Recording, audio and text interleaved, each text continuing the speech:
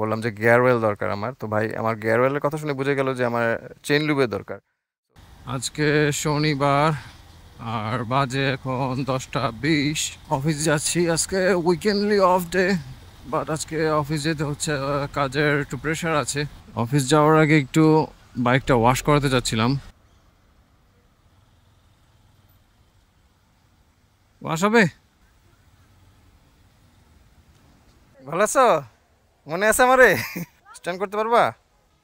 আরে ভাই আপনি আসেন দেখি। কেমন আছেন ভাই? এই বাইকটা ওয়াশ করাতে নিয়ে আসলাম।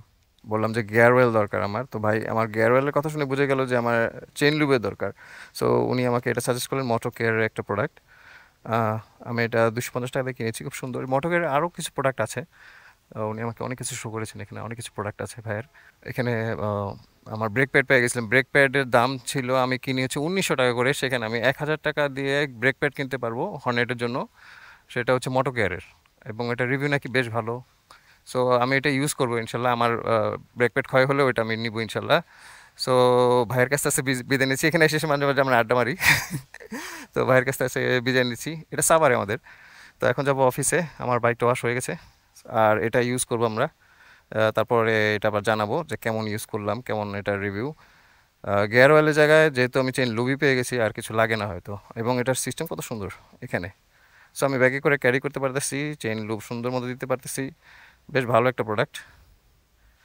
দেখা যাক, এটা ইউজ করি। তো ভাইয়া আল্লাহ হাফেজ। আমার বাইক ওয়াশ হয়ে গেছে, সিটে পানি, এটা একটু ইয়ে করে নিই। দেবো?